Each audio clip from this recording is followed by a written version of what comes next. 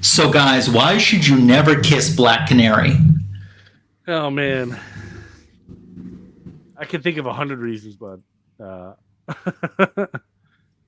I don't know. Because you don't want to get the chirpies.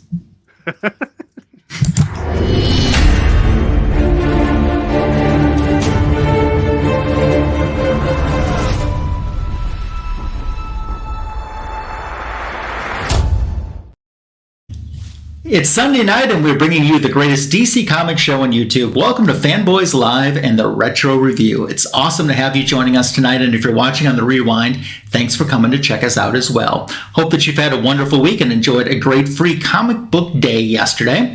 We welcome to the show Signature King Tony Fett. Hi, Tony. Hello. How is everybody this evening? Doing well. And we also welcome to the show Comic Food 2814. How are you? I'm doing well. Thanks for having me. Awesome. Great. So how was your free comic book day this weekend? Both of you. Yeah. Very successful. Yeah. It's good. Just thumbing through here a couple times. The preview. I mean, it is a preview, so take what you want from it.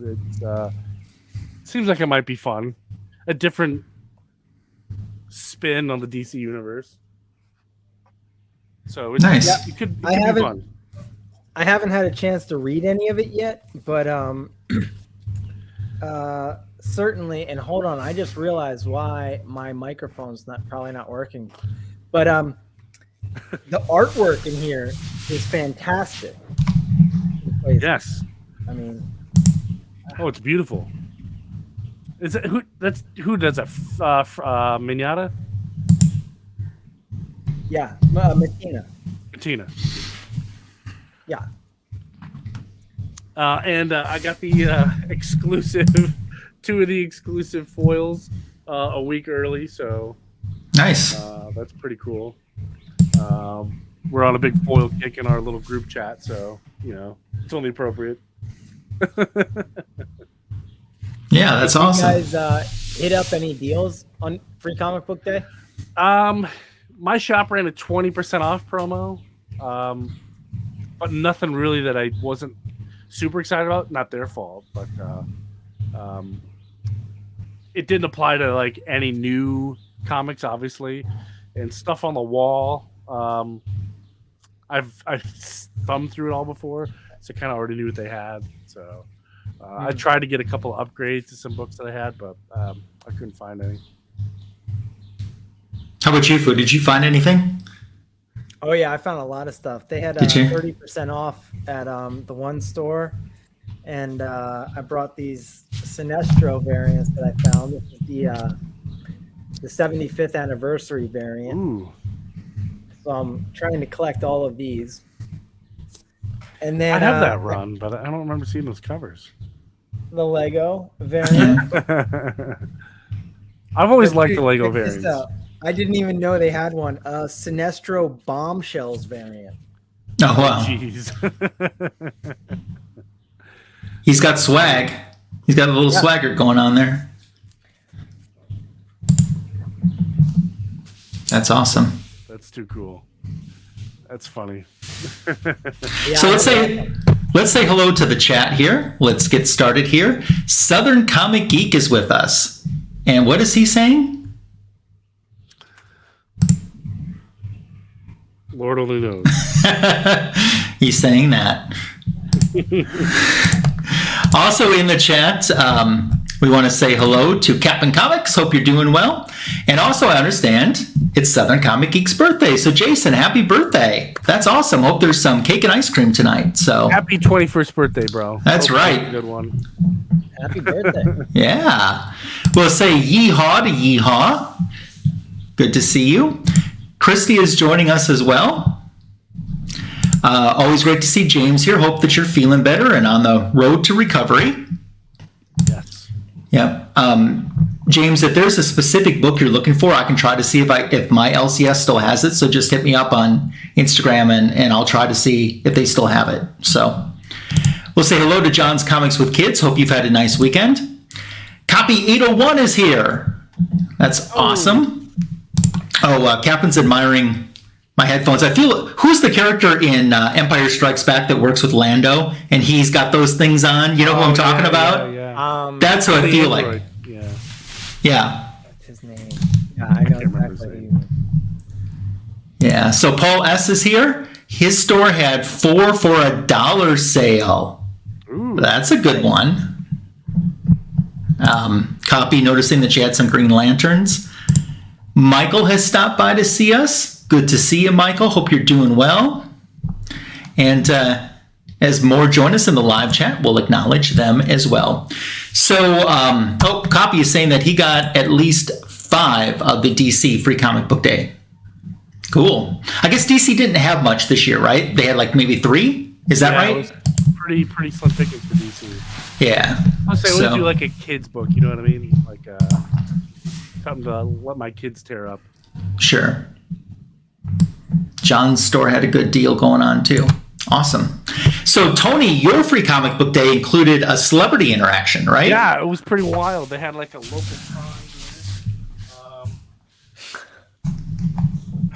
of course, right? Yeah, there was a little local convention. I don't even know if you'd call it a convention. Comic book meeting. Because it took place in just like a tiny conference. I mean, it was like jam-packed with people and vendors. You couldn't move around. I had, a stroller with a young one in it, and it was just like I was bumping into people. It was just insane. But I knocked off a pretty cool signature. I got Mr. Jackson Boswick, the original Captain Marvel. That's awesome. And that's him pictured from the old 1970s TV show. And there's a video up on my channel if you guys want to check it out. I talk about him, our interaction, but he's another one that's up there in age. So I'm glad he broke the record for most expensive signature I've purchased. So by a lot, by honestly probably too much, but he's not going to be around much longer. He's super. Tony's mic sounds very low. Oh, let me crank that bad boy up. How about that? It was expensive, but honestly, it was pretty good. I like it. It looks great in my collection, and I'm super happy to have it. I had the chance to meet him, like I don't know, 20 years ago, maybe 25 years ago, somewhere in that range. Yeah. He was really friendly. Nice guy, but honestly, when you think of like older comic book people in our community, I can't help but think of like people like Stan Lee, people who've been out of the game for a while, and it feels like they're just being, I don't want to use the word exploited, but used for their fame, generate some income for signatures or appearances. And I kind of got the feeling, maybe that's just me, but I kind of got the feeling that's what was happening here. He just seemed out of it. He kept repeating himself, and I go into that on my channel. I won't dive into it here, but I mean, did he have a line of people? No, at least. Oh, nope. That's sad. I came in late, and I was still number 1. Oh, that's sad. Because I know he traveled a little bit to get there because he lives actually near Foo. Yeah, and I didn't know this, but he's actually from right here in central Pennsylvania. Okay, so that makes sense. He had a reason to come back to the area. Probably to see family and stuff too. He was then okay. Born like 20 minutes away, super local. Yeah. Well, he's living actually not far from Foo right now currently. So very cool. Very cool. Yeah. But yeah, it was pretty fun weekend. Got the kids out. Took some pictures. I told my 4-year-old, hey, we're gonna go meet Shazam. We're gonna go meet him. It's gonna be fun. And she's like, yeah, like that sounds cool. And she's talking to him, and he's like, okay, no, do it. Like turn into Shazam. Like. Didn't quite understand, like it was like a TV show. She's like, yeah, like okay, that's cool, but like turn into Shazam, like I'm waiting. Well, I mean, the way you're able to turn into Harley, she just assumes all the heroes can be. Yeah, that's probably true. Yeah. That's funny. Yeah, it was a good weekend. I had a lot of fun. Spent some hard-earned cash, but got a ton of comics. So now I just got, like I said, bury out under this big avalanches. of books to put away. Yeah, exactly. So, Tony, you said there's a lot of DC Comics news, right? Oh, a ton. Well, go get to it. Oh, boy, where do I start? Grant Gustin made a tweet, said he is totally open to bringing the Flash, his version of Flash, anywhere. And he's open to any pitches. But he wasn't totally open in appearing in all the episodes of the last 2 seasons. Movies pay more. Yeah, it's true. He wants to be a movie star. He does. One of the big news aspects this week, Jim Lee promoted to president of DC Comics.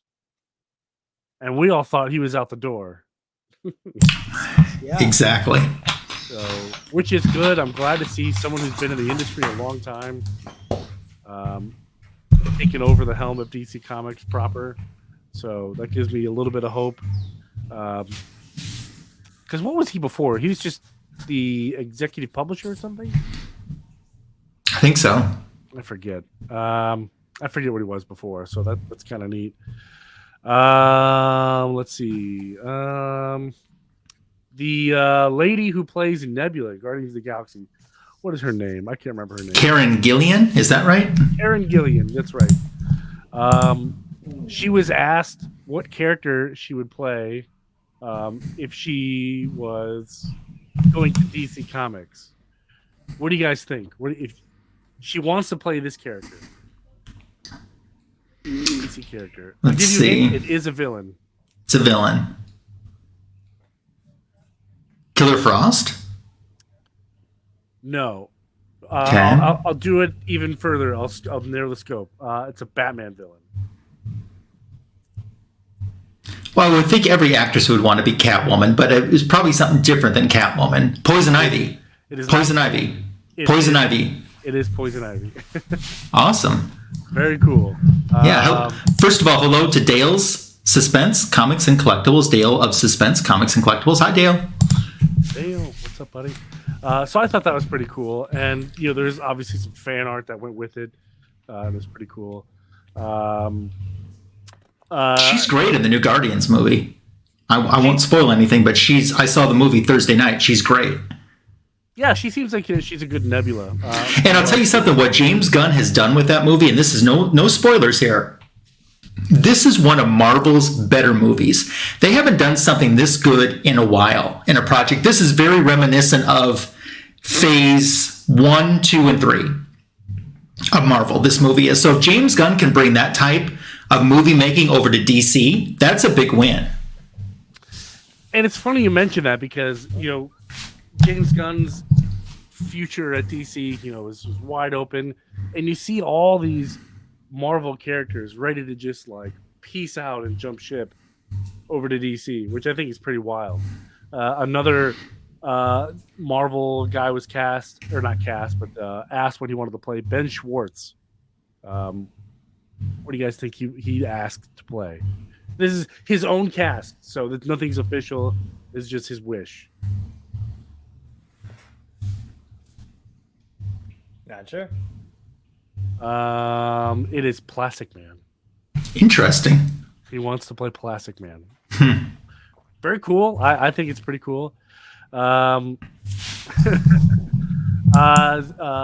Gunn said that Zachary Levi would have made a great Star-Lord, and Shazam proves it.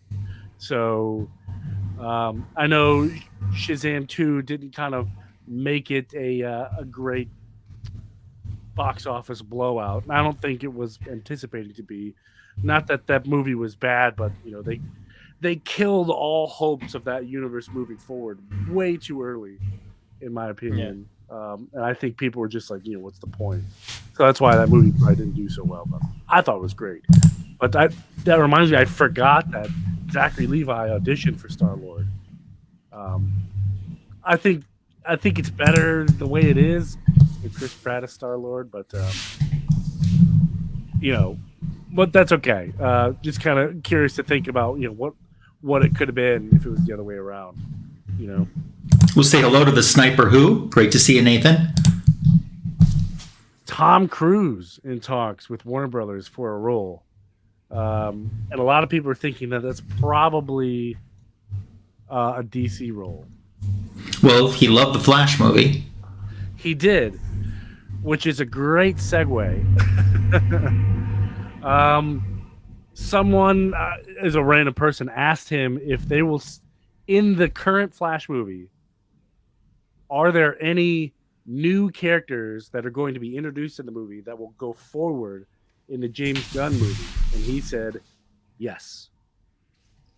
So, who knows? Oh, I got a 4-legged visitor. You coming in? Okay. She might poke her head around the corner. She's camera shy. Come here. Come here. There she is. So, I thought that was kind of neat. So there's someone in the DC universe, the Flash movie, that's moving forward in the DC universe. That's pretty cool. Another one from the Flash side of the house. It was re-shown again. And from what I know about Hollywood, they show a movie a couple different times to tweak it or whatever. And they kind of get an audience reaction. This is the highest scores they've received for the Flash movie. And also some of the highest scores ever for any superhero movie, including Marvel. That's something. Then I hope they stop tweaking it. Then, if it's really good the way it is right now, leave it alone. Agreed. So, I mean, it seems like we talk about it every week. You know, what if this is like a huge deal, like a big number pusher? I mean, what are they gonna do with Ezra Miller? You know, is he coming or going? Oh, she left. So we'll see. Yeah. And even if it's good, are people still going to show up for it though, or will they wait? That's a good point. Well, as we mentioned last week, Ezra supposedly will not be doing press for this movie. Can a movie do well when the main star doesn't promote it? Yes, I say yes. Because other people will be promoting the movie. Other people will be promoting it. There's other ways you can market the movie. Mm-hmm. I think DC or even the Flash in general, or even Michael Keaton fans, will always go and see that movie, even if you have a terrible Flash lead. But I think it'll do well. Even if the main character isn't doing the press. Or they could just get reverse Ezra Miller to do it.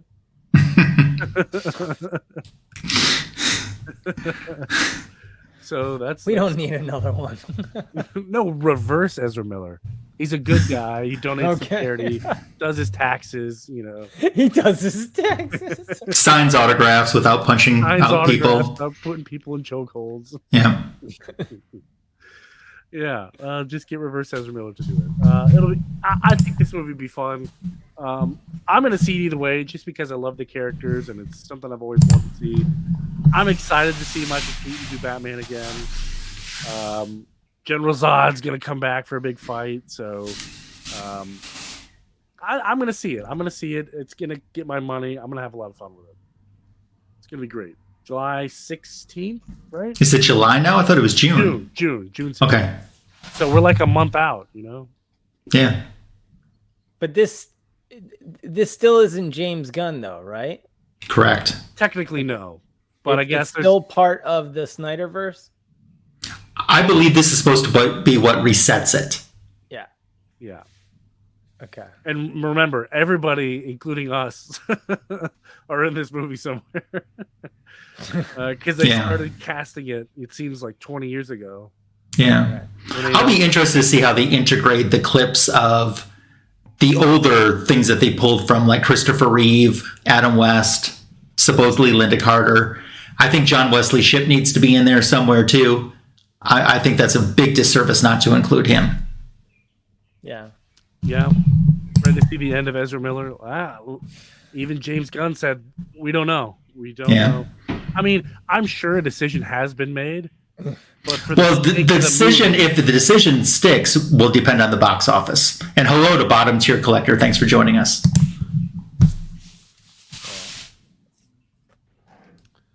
And of course, they want to leave it open because, I mean, they still want the movie to do well. Yeah. Oh, of course. Yeah, you don't want to say, "Oh, he's out as the Flash." He's never before the movie's even out, because then you'll suffer the same fate as Shazam. A lot of people will be like, "Well, what's the point?" Yeah, but yeah, this will be a lot of fun. I'm excited for it. It's gonna be a good one. Are you guys gonna see it? Oh, of course. I'm gonna see it right away. I'm gonna see it right away. What about you, Fu? Maybe. I might wait. I'm gonna see it right away. He'll stream it right away. Just stream it. Yeah, it's gonna be a good movie. I'm gonna definitely check it out. But news wise, that's it. That's it for me. Okay. Yeah, it was a pretty active week. So yeah, very cool. So as we segue into our retro review portion, we might actually be maybe a week ahead in when we should have done this, because this is kind of about mothers and daughters tonight. And Mother's Day is next weekend. But this is a retro review that I've wanted to do for quite some time. And it's centered on Black Canary primarily. So we're going to start out with Justice League Volume 1, issue number 75. This is a key issue for many reasons, including it's a first appearance, which we'll talk about later on. It is the issue where Black Canary gets her canary cry. And a very minor key, it's the issue where she gets her motorcycle for the first time, her canary cycle, and joins the Justice League too. All this happens in this one issue. Then we'll segue into Justice League of America Volume 1, issue 219 and 220, which is a JLA-JSA team-up that's Black Canary focused and changes her origin. Yep, those are the books. Show them right there.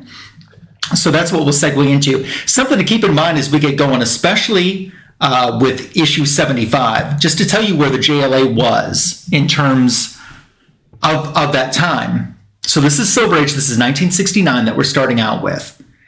And Wonder Woman has left the JLA because she became the non-powered Diana Prince, the mod era Diana Prince at that time. So they needed another female member to fill that position. Hey, Tony, Old Wolf, thanks for joining us. Tony. Also, at this time, we just finished a JLA JSA team up, and in that they fought a villain kind of with cosmic powers called Aquarius. And keep in mind, Aquarius was like a huge deal in 1969 in pop culture. You know, it was the age of Aquarius. There were songs about it and everything too. So they fought this villain called Aquarius, and Black Canary's husband sacrificed himself to save her at the end of issue, about the middle of issue number 74. And at the end of issue 74, she can't handle her grief anymore. So she makes this decision to leave Earth 2 and move to Earth 1 and start over again. And that's essentially where we pick up with issue number 75. If someone has an assist for me, I can get going on our retro review for issue 75. And we'll be showing the cover in just a moment. I think the cover is pretty awesome. And if you like fishnets, you're going to... Let me pop that up there. Thank you, Fu. Nice. If you like fishnets, there's a cover for you. So let me pop it up on my side, and we'll be ready to go. All right, so the issue opens up. We have Green Arrow talking, you know. He says that he's been asked to record this story because Superman, Batman, Hawkman, and the rest of the Justice League say it's his story, his and Black Canary's to tell. So he talks about, you know, he's Green Arrow, he fights crime in Star City, but he also operates an investment company as Oliver Queen. And his company essentially is being... what's the right way to say? His accounts have been frozen. No one wants to do business with him. They're kind of... Sabotage has been done to his company to force him... to lose his stature, his place, his notoriety. So he's a little discouraged about this. He starts walking home. He sees a mugging taking place that gives him the opportunity to slip into the Green Arrow persona and try out some new arrows. So he fires this arrow with it's an aluminum shaft to the spun glass string, and he snapped it. It's a plexalumium arrow. So it fires, and he's able to go in there because the criminals feel like their eyes are burning up. He gets in there, knocks them out, and saves this guy. And that brings us to the story, which is called In Each Man There Is a Demon. And the next page, Black Canary says it's time for her to interject the next portion. And she's talking about when she arrives on Earth 1. And Superman says, that we make a motion that we waive all the requirements, normally invoke Black Canary in as a JLA member immediately. And Hawkman is like, wait a minute, I have admiration for her like everyone else, but she just knows judo. She doesn't have powers. Does she know what she's getting into, the type of dangers that we handle as the JLA? We handle more than ordinary criminals. And that starts them thinking about some previous JLA-JSA team-ups that they had. And then it flashes us back to the previous issue that I was just talking about, where Black Canary's husband throws himself in front of this cosmic villain, Aquarius. And he's able to save Black Canary because he sacrificed his life. And then at the end of the issue, Superman takes Black Canary in his arms and flies her into Earth 2. So the JLA is kind of debating her joining, if she should join or not. And all of a sudden, this overwhelming force comes out of her mouth. And then you see the devastating results on the next page. The JLA goes scattering. And no one, including Black Canary, knows what's going on here.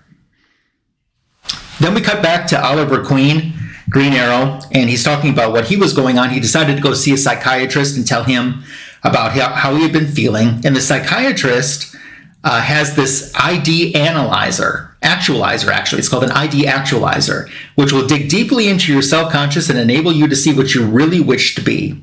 So he puts the device on, and this green, misty green arrow starts to come out of him. And he's very angry. This evil green arrow starts punching the psychiatrist, and he's a manifestation of Oliver Queen's fighting spirit. And he takes off. So now we cut back to Black Canary's portion of the story. The JLA is testing her to see what caused this sonic cry or the sonic boom, because she never had experienced this before. And they're asking her, if she was exposed to ultrasonic waves, and she's like, no. And Batman says, well, maybe, when you were fighting Aquarius, maybe the explanation is that one of Aquarius's rays stuck Black Canary's nervous system and altered it magically by Aquarius. And she's like, well, I was near Aquarius when his magic spear struck down Larry, her husband. And then Hawkman wonders if the rest of the JLA will be affected. At that time, the evil Green Arrow jumps in, and the JLA knows something's wrong instantly. As soon as they touch him, evil versions of all of themselves start to come out. And they claim that they are the Destructors. And everyone has an evil version except for Superman, which is pretty interesting. So they try to fight these Destructors, but they can't. And the Destructors say we can only be touched by our counterparts. And our counterparts will not touch us because they cannot battle. No man can battle themselves. So they take off to cause destruction. And Superman gets a little bit of an idea in his head, maybe what he can do, while the rest of the JLA just kind of sits there feeling very defeated and, just down in the dumps. Then all of a sudden, Superman sees an evil version of himself. Scroll down just a little bit for that. There's the evil version of himself, and Superman takes off and starts fighting this evil version of himself. Both beings get some pretty good licks in on one another, and Batman even recounts how this was like when Superman fought the Earth 2 Superman, which happened in the previous issue. So Superman's able to defeat this evil version of himself, which gives confidence to the rest of the JLA to take off and fight themselves. As they're gone, Superman kind of feels bad about tricking his teammates, because that was the Superman android that he promises to rebuild. So the JLA take off after the evil versions, the evil spirit side of themselves, and try to defeat them. Hawkman's up first. After a little bit of a trial, he's able to do it. Then you'll see Batman up next fighting his evil self too, and he's able to do it. I like what Adam does with his evil version of himself. He keeps shrinking down and then sizing back up, and he gets the guy to knock his head unconscious, essentially, when he grows too fast and hits his head and knocks himself unconscious. So that's cool. We see Black Canary after the evil version of herself. Some people think that it's ladies' night here at this motorcycle race, and they're like, I'm not going to let no chick win this prize money. So they go tearing after Black Canary, and her sonic cry goes off again, although it doesn't go in the intended direction that she wants. It hits the guy that was following her. But Black Canary is able to jump off her bike and actually get a hold of her evil spirit and knock her unconscious. Meanwhile, back where Green Arrow originally was, where the story started, he finds his evil version of himself committing some robberies. And the evil version, essentially says, it was never convenient for you to commit crime. Indeed, you fought lawbreakers, but not because you're good.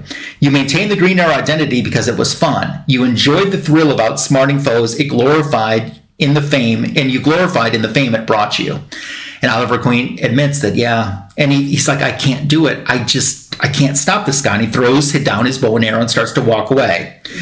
When this couple who owned the store that was just robbed by the evil version of Green Arrow approach him and say, we're not going to be able to pay our bills now because of this. And we're just poor, plain folk. We don't count for much, but we always figured that you were different, that you cared.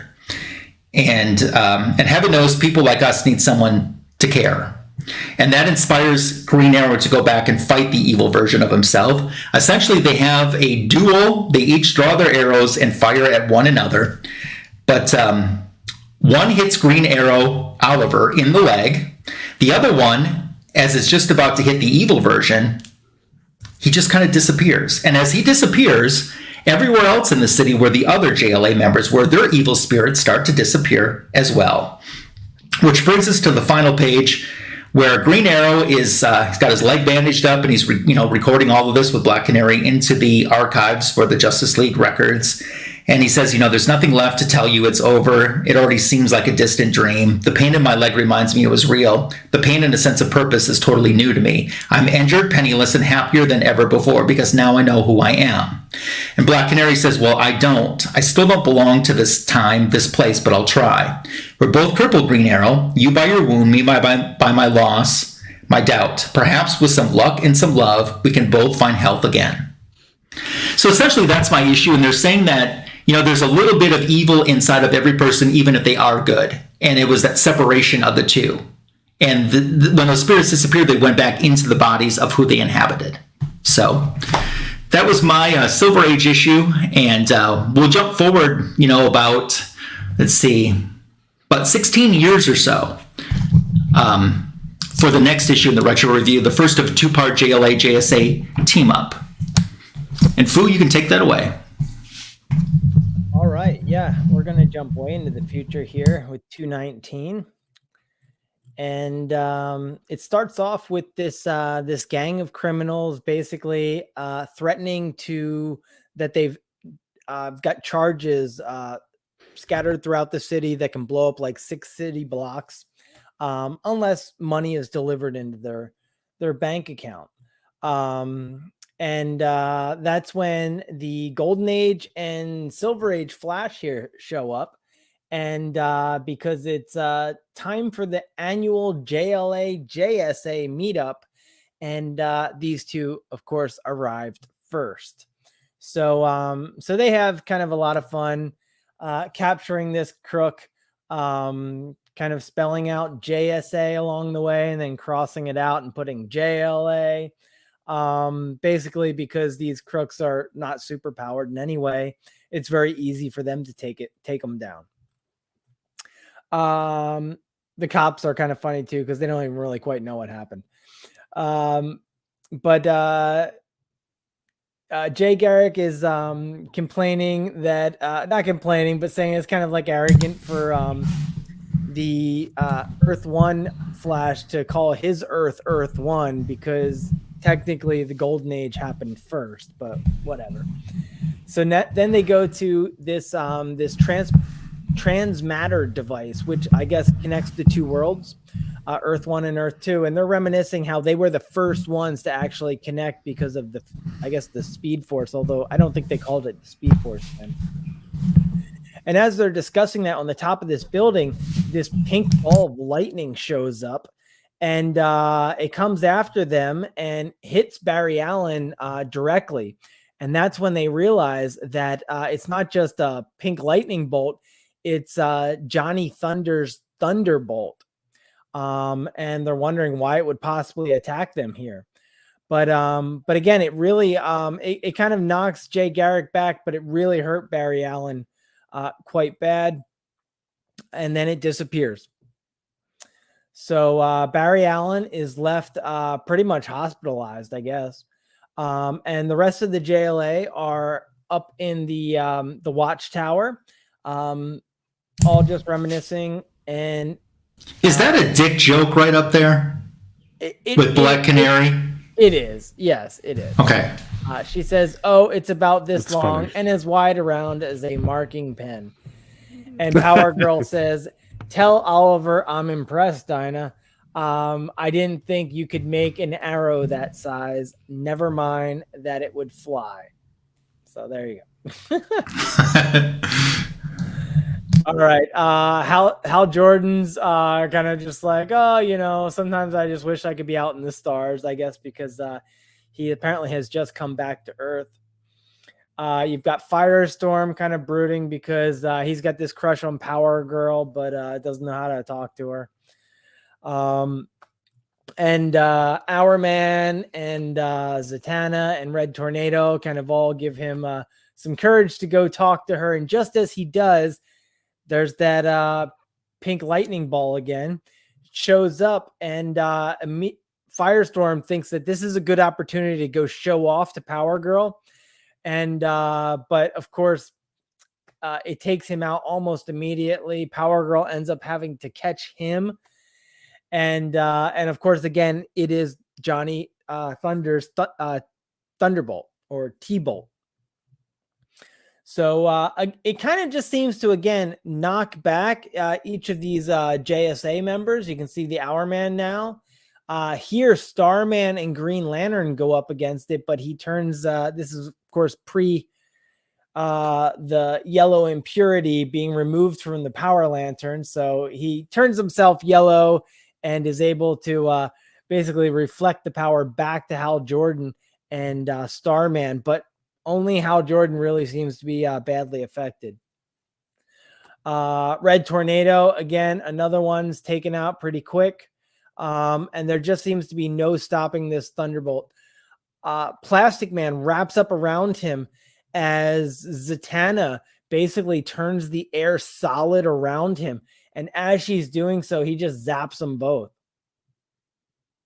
So then you've got Huntress and Black Canary there.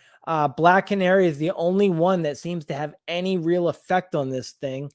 And he kind of disappears after she screams at him. So as you can see, it's kind of all of the JLA members that are now hospitalized here. Red Tornado, of course, is an android. And then you've got the JSA. So they do what any good friends would do. They decide, well, we'll just let the computers and the robots deal with it, and we're just gonna leave without them. But so they each go off on I'm sorry, and actually I jumped the gun just a little bit. First they're kind of reminiscing a bit, and Black Canary is reminiscing about the day that Starman fell through her skylight, and basically she became Black Canary. Which was a 2-issue arc in Brave and the Bold. Sorry. Yeah. And this is kind of that battle where they were talking about Aquarius, I think you said his name was. Yeah. Right? So where the JLA and JSA were fighting back in issue 74. And here she's thinking back to when Green Arrow actually shot this kind of like special arrow that got her caught up. And when Aquarius went to go kill her, her husband jumped in front, and that's when and he died saving her. And that is why she ended up deciding to go on to Earth Prime, right? Yeah. Or Earth 1, I guess. Earth 1, yeah. Earth 1.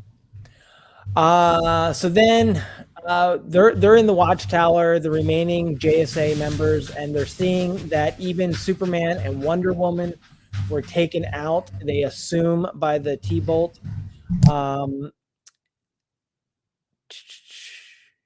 They're debating whether or not Johnny Thunder could be behind this, and Black Canary's like, no way, I'd stake my life on it. He doesn't do this.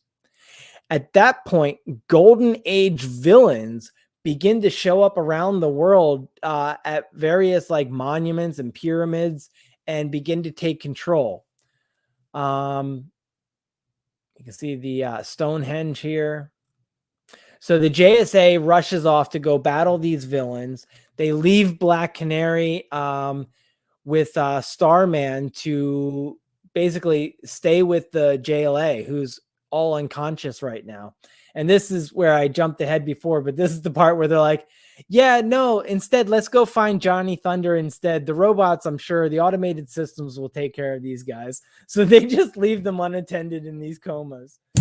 And they rush off to, basically we learn that Starman is able to enter the dimension where the Thunderbolt comes from. And so they go there. They don't know which way is up or down. And very quickly, they notice this guy in this throne, and he zaps Starman very quickly. The Thunderbolt again shows up here and captures the two of them. And that's when they realize that it's actually Johnny Thunder in this chair, although it's not the Johnny Thunder that they know. It's the one from Earth 1. And he says that he's happy they're there. He's been, alone with just the T-Bolt here. And these other two, he says, you'll see the family resemblance. And that's when Black Canary sees herself and her deceased husband just kind of in this weird plastic box. And that's where we end off this one with next, the Doppelganger Gambit. Yeah. Cliffhanger. Yeah. Big cliffhanger. Yeah. Sure. On to issue 220, and I will hand it off to Tony back. Yeah, and I'll say hi real quick to Kenneth Bird, who joined us. And I Collect a Lot is here too. Oh, perfect. Yeah, go ahead, Tony. So the Doppelganger Gambit is we start off on the Metropolis rooftop where our heroes that we have left, we have Power Girl, Flash, Red Tornado, Huntress, and Hourman are kind of devising a plan. Now that we're here, we see our old, wizard nemesis. Like, what do we do? Power Girl kind of jumps off on her own, but that's probably not a good idea. And then Power Girl's trying to. I love this line here. Hey, do you want to swap assignments? England for Egypt, because I don't have a good feeling about this one. Red Tornado's like, nah, I'm good. But so they try to attack this guy, and he's kind of able to he twists this metal piece around the Huntress, and it took me forever to figure out what he's doing to Red Tornado, but he's actually spinning the fan counterclockwise to Red Tornado's elemental abilities, so he can't really do anything. Because he can't spin that fast. And this is Sargon the Sorcerer. Yes, Sargon the Sargon the Sorcerer. I forgot to mention that, but and he's able to anything he can touch, he can kind of control. So he's able to touch Power Girl, and just kind of freeze her in midair, and which is an ability that I didn't know that he could do. Nonetheless, to someone like Power Girl, but one line he has right here I want to touch. You'd know him as the Spectre, Flash, one who walks the corridors and many of the cosmos. So he's able to take control of not the Spectre, Jim Corrigan, the human embodiment of the Spectre, which is huge because when it comes to the realm of magic, the Spectre kind of reigns supreme.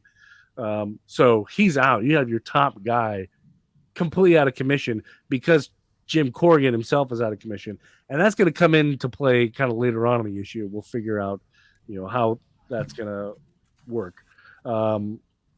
So we cut back to the realm of Between Worlds, I guess, where Johnny Thunder is live, and they do a brief recap here of where the Earth 1 Johnny Thunder, and you see Black Canary and her husband, Larry Lance, in, I guess, a glass coffin, which is interesting. But yeah, and they kind of reminisce about, Johnny Thunder kind of reminisces with Black Canary about different adventures that they had. There's one where they shot down. I gotta laugh at this one. So these bad guys were taken off in this plane. They were able to subdue the plane, and a lightning rod came off the plane, touched the pink lightning, and it kind of hurt him. And these bad guys were able to attach them all to, what do they call them? They don't call them rockets. They call them skyrockets. They attach them to skyrockets.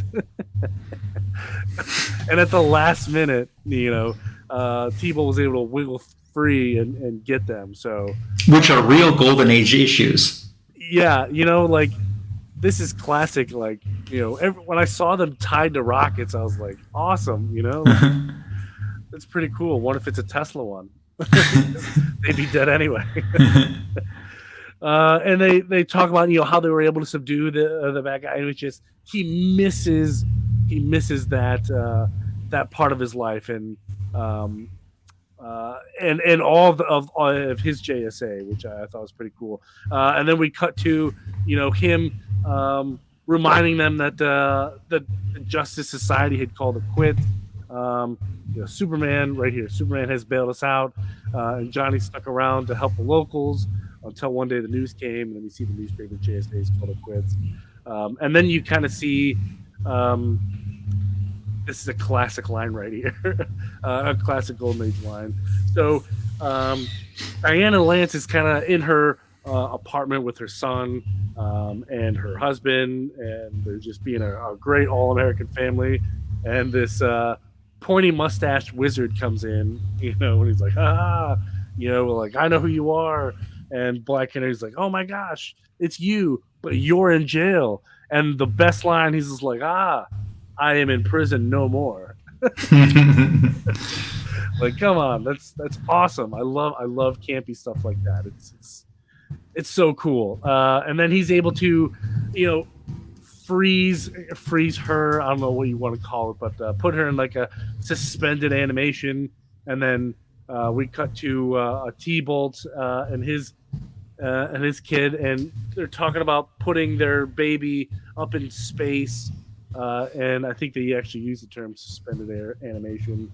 And then brought to Dimension when he was killed by Aquarius. Yes. And at this point, the Flash and Hourman are kind of running through. They have a name for it here. Around, I forget the name of the country. I forget. But there's pyramids. Oh, it's in Mexico. Sorry. Mexico. Yeah, sorry. It's in Mexico. And they're trying to figure out where to go. And then they run into, of course, some more bad guys here. I cannot remember this guy's name. Do you have the next frame down? Is it Kronos? Is it Kronos? That's Kronos and the Fiddler there. Oh, Kronos and the Fiddler. Okay, yeah. I knew the Fiddler. I didn't know the guy with the... Kronos. Yeah, he's the Time Master. Yeah, Kronos, yeah. Who was a big villain in Legends of Tomorrow, so fun fact. But yeah, they're gathering all these Golden Age villains, like you said, when they're appearing all over the world. They're going after them. Here's one, another one. What is his name? The ice guy. Icicle. Icicle. Yeah, okay. Icicle. Okay, great. We have Icicle. Felix Faust is in here somewhere. I forget where, but okay. So yeah, Power Girl and Sargon are trying to best each other. Felix Faust comes in. He's like, look, I can help. We cut back to the realm, and T-Bolt kind of grabs the Black Canary and Starman, and he's like, "Hey, listen, Johnny Thunder said I have to kill you, so you have to obey Johnny Thunder." And then who's that one? The Black Canary? No, Earth One. Earth One. Johnny Thunder crumples, sends ground there. There it is. So he gets knocked out. Yeah, and then we cut back to Earth, and Elongated Man is tackling with the Fiddler, and Icicle. Green Lantern takes out Icicle with his classic boxing glove, which I thought was pretty cool. So it looks like they've rounded up all these villains, and then I kind of have to give the end here negative points, because at the end here it just kind of stops, because when they wake up Jim Corrigan, when he takes on Johnny Thunder, the spirit of the Spectre says, "Hey, for that nanosecond that Johnny Thunder, regains consciousness, I was able to quickly run back, grab Superman, grab the Man of Steel, and bring him back." Which is, I guess that's great. That's cool. But it seems like it's kind of like what's the word? Kind of a cop-out. Like, okay, let me go get the biggest guy who can totally deal with everything here, and handle all this stuff. So, they thank the Spectre, and Black Canary says, "Hey, can you take me home to Earth One?" And Black Canary says, "Yeah." Or Superman says, "Yeah, totally can do that." Black Canary says, "Hey, I have a favor to ask. Can you just let me explain this to Ollie?"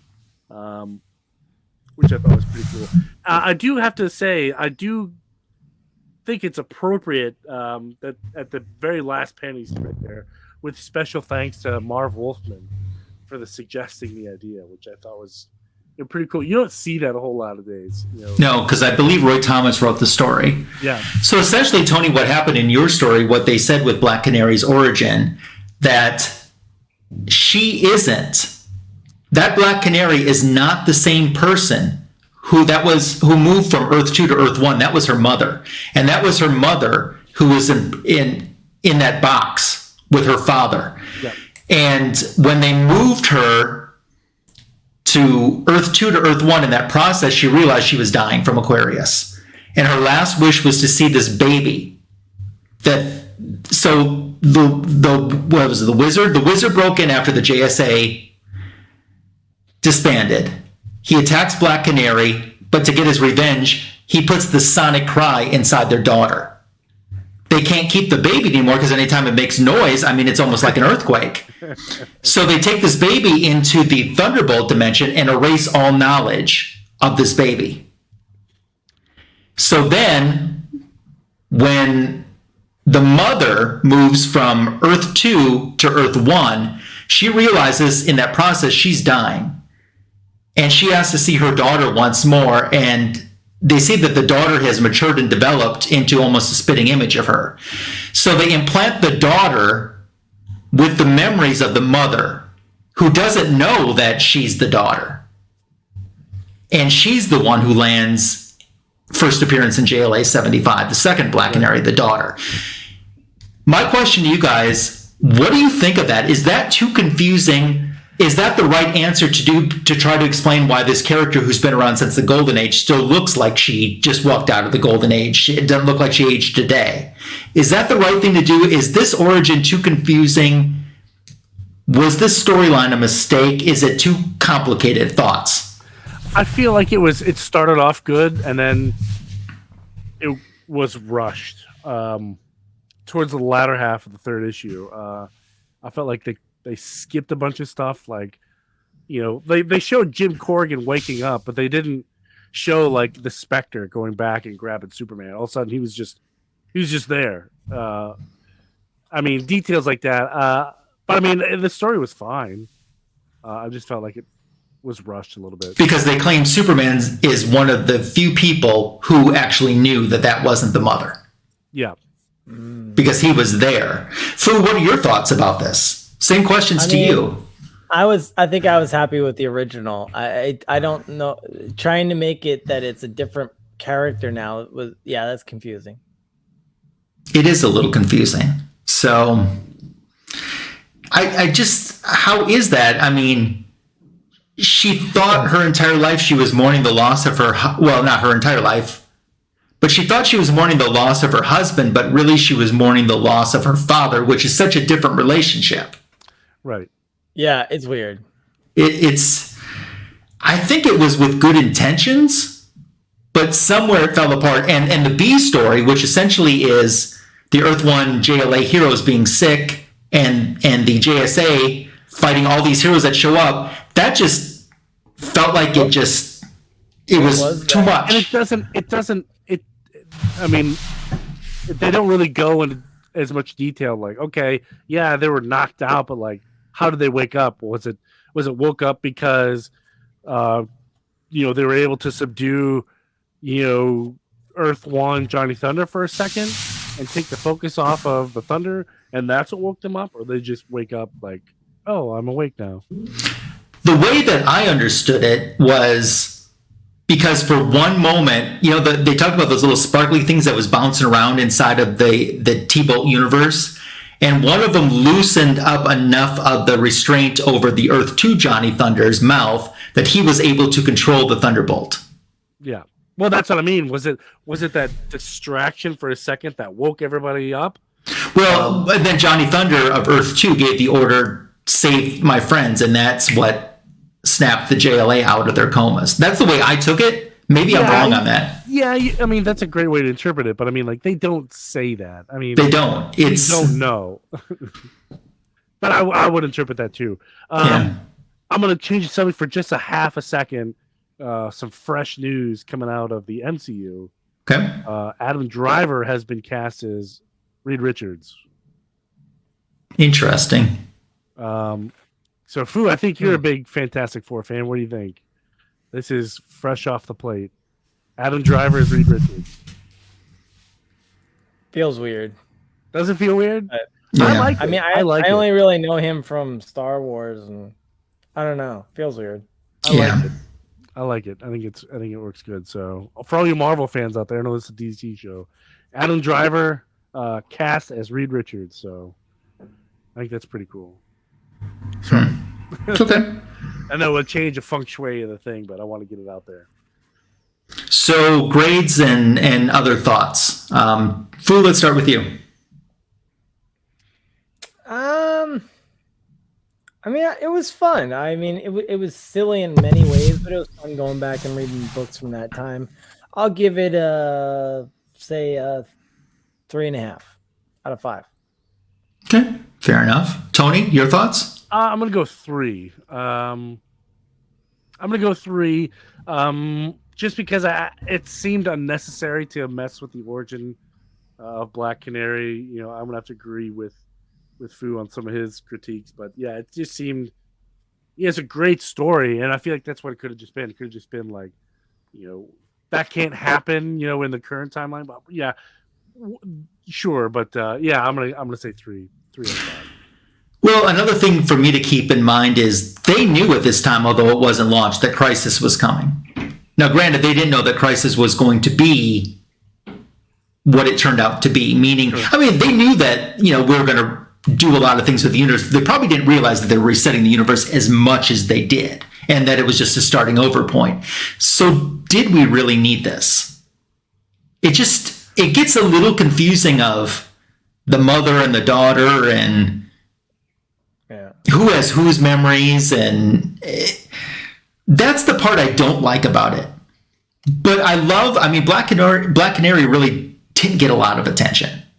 And I like that she did get a story arc. It's not a horrible story arc, but it could be a little bit better. I'm going to go 3.5 just because there's some George Perez covers, which incidentally yesterday was the 1-year anniversary of his passing. There's some great George Perez covers. And I love that cover of 75 where it's technically the first appearance of the second Black Canary. Yeah. And Paul giving us this suggestion, because we do JLA JSA crossovers frequently on Fanboys. We do a couple, a few a year. So we should do 171, 172. I'm trying to remember off the top. Is that the? Let me look on my CLZ to see which one that is. I don't have either of those. You guys are like the only big time. Justice League, JLA, Golden Age collectors that I know of. Yes, and Fu, I know you. Here's 171. And Fu, is that the book that you just got when I was with you? I believe so. Yes, I think it is. And 172 is what I remember most about 172. You see Wonder Woman on the cover. She's not in the story. Clickbait. Yeah, those are actually great suggestions, Paul, and I'm sure that we will do that sometime this year for you. Yeah, it's been a year already, if you can believe that. Oof. So 4. Yeah. Yeah. Well, it's that time of the show where we do book shows and talk about what's going on with our channels. Who would like to go first? How about Tim the comic collector? Oh, wait, he's not here. Sorry, Tim. Who wants to go first? I gotta move a book around. Give me just a second. I can go first. Go ahead, Fu. So for my book show tonight, we've been talking a lot about this event of the team up with the battle with Aquarius. And Black Canary deciding to move over to Earth 1. And that, of course, occurred in Justice League of America number 74. So this also would, I guess, based on the new origin, be the death of Black Canary as well. And look at that cover. It's just so cool with Superman battling himself. And poor Black Canary didn't even make the cover. No. Now, I'd also add, I think I was kind of surprised you didn't have us read this as well, Lasso, because I think this would have been the best of all of them. This was a very good story. Yeah, it was a good story. So, aside from that, I mentioned I did make it over to Free Comic Book Day. I was happy to get to do that, and I've got a haul video that I need to film. I had a lot of fun. I picked up some action figures, some Star Wars, some Marvel, some DC, back issues. I had a lot of fun. So I'll be getting that posted probably this week on my channel. And Mystery Man, of course, on the Mystery Man Hangout on Wednesdays. Thank you. Nice. Awesome. Tony, you ready? I am. Go for it. So we've all got foil FOMO. At least it seems like in our group chat. So I won't go too far into my cool foil box. I've got a whole box full of foil comics. I've just been kind of putting in here just to see what I have to separate it from the collection. And I recently picked up this guy, Batman 181, the Poison Ivy. Was it the first appearance of Poison Ivy? That's pretty cool. I was going to get it anyway, and then I noticed at my LCS they had, like, just sitting on the shelf, a foil cover, and I was like, heck yeah. Like, yeah, mine's got them too. I didn't know this was getting a foil, because that makes sense, because I also had the big Vengeance of Bane, facsimile reprint, whatever you want to call it. It also had a foil, so I picked that up too. And that was awesome. Speaking of Free Comic Book Day, I'm going to show off another signature here for Free Comic Book Day from May 7th of last year. See if I can get it. There you go. Signed by cover artist Jim Chung down there in the corner. So that's, nice. Yeah. So that's so my question to you, people in the community. I'm curious to see how you do this. If you have like an important key in your collection, how do you label it? Or do you label it at all? So this is something that I do. I just have a label maker. I throw it on the back. the backboard of the comic, so I know what it is. Or if something happens to me, if my wife has to go through here, she knows what it is, so she's not getting ripped off. So I'm going to put that question in the chat, and I'll put that question to you two as well, real quick. What do you guys do? I pretty much do the same thing. Oh, okay. Fair enough. I do nothing. Okay. Some people do nothing, and that's okay too. Now, let's say hello to poor Mike, who stopped by to see us too. Good to see you. Yeah, Tim's making more action figure intros. He's got all this time to make action figure intros, but he don't have 5 minutes to spare for us. I Collect a Lot says top loaded and written on tape. I've got top loaders coming out of my ears here. I've got top loaders for days, which is kind of fun. So, but yeah, I put my big keys in top loader. Okay. So on my channel, we have the back issue of the week short this past week. It was a Star Wars one because we had Star Wars Day. There is a very big Marvel movie out in theaters, which will tie into tomorrow's back issue of the week. And this past week, my comic book editions video that I did was a Rob Boswell AOK unboxing. And there's a lot of it's all DC, as a matter of fact. If you like that was a nice unboxing. Very nice. Thanks. If you like the Trinity, the big three, then you'll like watching this unboxing for sure. So that came out this past week. This upcoming week, besides tomorrow's back issue of the week short that I mentioned, the next comic book editions video is a grand prize win from John's Comics with Kids, who was here in the chat with us. Might still be, actually. Or he might be playing D&D at this time. But anyway, I won a grand prize of his 2K contest, which is pretty awesome. So I unboxed that in Tuesday's video that's dropping. So that's what's coming up on my channel. As for a book show, I wanted to do something Black Canary themed, and this is an homage cover to Black Canary's first appearance, but this is when she got her new outfit. So this is Detective Comics 554, introducing the new Black Canary.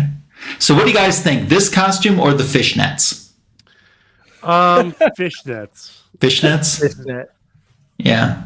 Just because it's too classic. It is too classic. And it's still something that is used today. So a couple years ago, DC did a Dollar Comics reprint of this too, just FYI. Which might be a little easier to find. And not that this book is all that expensive, but I Collect a Lot. He's voting for fishnets too. And the fishnets take it. Fishnets take it. So, yeah, not my favorite costume, but a cool cover, though. Like I said, an homage cover to her first appearance. So, and that's my book show. So that's kind of what's going on with my channel. We know what's going on with your channel. What's the question here? Can you say you have failed this? Oh, I'm Magic Lasso, and I have failed the city. That would be good for you to clip, Foo. Yep. Yep. I try not to give Foo ammunition. Oh, I have a history of making a fool out of myself, so. I do too, but I don't try to just give it to him. I tell you what, my Stephen Amell autograph, though, I think says, to Ryan, you have failed the city. That's really cool. I didn't know you had Amell. That's really cool. Yeah, I met him twice. Oh, lucky duck. Yeah. So I do have a group picture of him, of me, Stephen Amell, the actress that played Felicity Smoke, who doesn't do many or didn't do many convention appearances, and then Diggle. So it's Diggle, Felicity, and Oliver and me all together in one group shot. Nice. So that's pretty cool. That's awesome, man. Yeah. So I know something really cool about your collection all the time. It seems like this never-ending. I don't want to say black hole because they're negative, but this ever-expanding coolness that I know little about. So that's fun.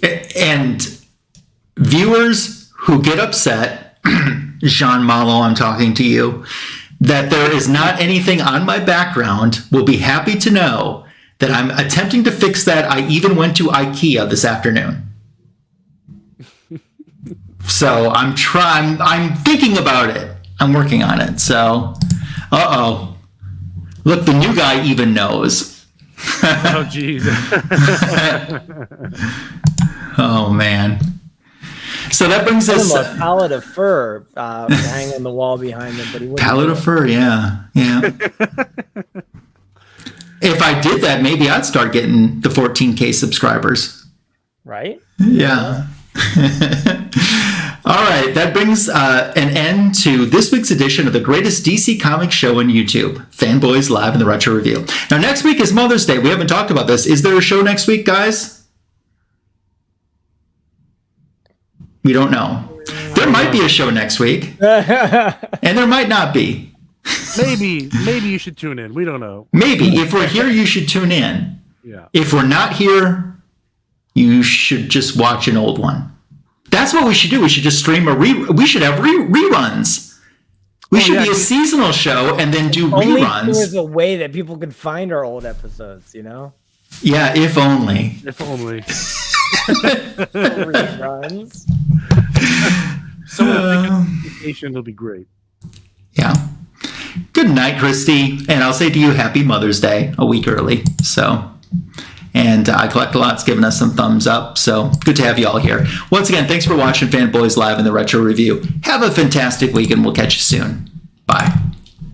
Peace out. Bye.